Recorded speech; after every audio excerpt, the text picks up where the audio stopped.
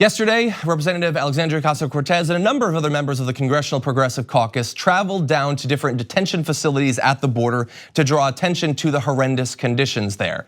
Now, I know that a couple of weeks ago when AOC started talking about these as a network of concentration camps, a lot of people jumped on her saying, "You foolish woman, you've ruined an opportunity to draw attention to this. You don't know how to play politics." Well, we are all talking about it nationally and things are actually being done. So thank you, AOC, for following your instincts rather than the conventional wisdom of DC. Now, they got down to the border. They were met with an incredible amount of opposition, both from pro-Trump protesters who were shouting vile, racist things at Rashida Tlaib, Islamophobic comments and things like that about pork as she was trying to talk. And they were not allowed into some areas. They weren't allowed with cell phones into any areas, which is always a good sign. If you are desperately afraid that people will film where you're working, you know the conditions there are great. But they did at least get into these facilities, and here is some of what they revealed. AOC said, "After I forced myself into a cell with women and began speaking to them, one of them described their treatment at the hands of officers as, quote, psychological warfare, waking them at odd hours for no reason, calling them whores, etc. Tell me what about this is due to a lack of funding." She goes on to say, "Just left the first CBP facility." She was live tweeting this experience. "I see why CBP officers were being so physically and sexually threatening towards me," referring to that ProPublica report. "Officers were keeping women in cells with no water and had told them to drink out of the toilets. This was them on their good behavior in front of members of Congress." So as Congresswomen and men as well were at these facilities, they were being treated horrendously by the officers there, whose conduct they were there to evaluate.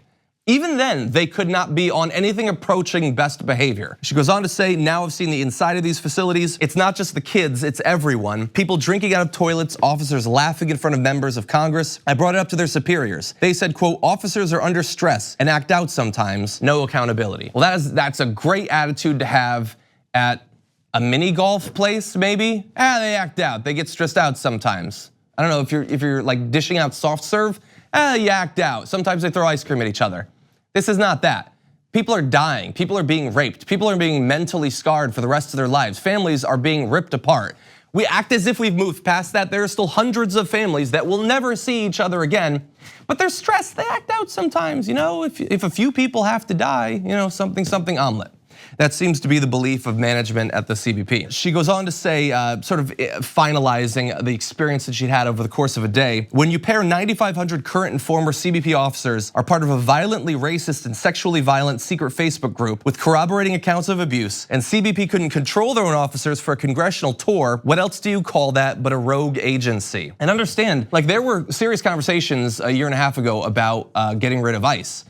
ICE obviously has its own issues. This is CBP. This was supposed to be a more restrained organization than ICE, showing that it has the same sort of baked in racism and now misogyny that some of these other organizations have. More information came out through the course of the day though, so just briefly, we saw that more than 700 migrants were forced to share 4 showers at a Texas Border Patrol station. Now, I can't say for sure that that's the news story that Brian Kilmeade was referring to, but this morning he said that news reports that hundreds and hundreds and hundreds of people were using just a couple of bathrooms, that's just like a big party. You go to a party at someone's house with hundreds of people, there's only 2 bathrooms. Yes, all of these people who are drinking out of toilets, they're partying. It's a kegger. That's Fox and Friends. That is the official word effectively from the PR branch of the White House to millions and millions of Americans. That after all of what we've just seen over the past 24 hours, let alone the years before that, it's a house party. Okay, maybe they'll make a movie about it someday. Can't hardly wait, that sort of thing. Just brief updates on a couple other things though. As I had mentioned, we've talked about AOC referring to these camps as concentration camps because that's literally the dictionary definition. Recently, an open letter was put out by 140 experts on genocide and the Holocaust saying, by unequivocally rejecting efforts to create analogies between the Holocaust and other events, whether historical or contemporary, the United States Holocaust Memorial Museum is taking a radical position that is far removed from mainstream scholarship on the Holocaust and genocide, and it makes learning from the past almost impossible. The very core of Holocaust education is to alert the public to dangerous developments that facilitate human rights violations and pain and suffering. Pointing to similarities across time and space is essential essential for this task, and thankfully more and more responsible people, including those 140 plus experts, are choosing to do that. I want to close with just a brief video. This is Representative Alexandria Ocasio-Cortez at the border talking about the experience of yesterday. What we saw today was unconscionable. No child should ever be separated from their parent. No child should ever be taken from their family. No woman should ever be locked up in a pen when they have done no harm to another human being. They should be given water. They should be given basic access to human rights. And it is a false notion.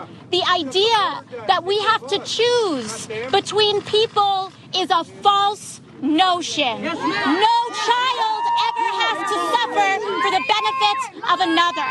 And I will never accept that argument. Oh, every day I just can't be more and more glad that she was elected, because we need people like this drawing attention to the most important issues facing our country. And you put together all of this, what we already knew, what we're learning this week. As she pointed out, this is a rogue agency. And thankfully, the president has produced a sort of analogy that I think can be applied to this scenario. The CBP, we need a total ban until we figure out what the hell is going on, okay? Because they are out of control and people are dying. Thank you, AOC and the other members of the delegation, including Rashida Tlaib, who went down there and shed light on what's going on.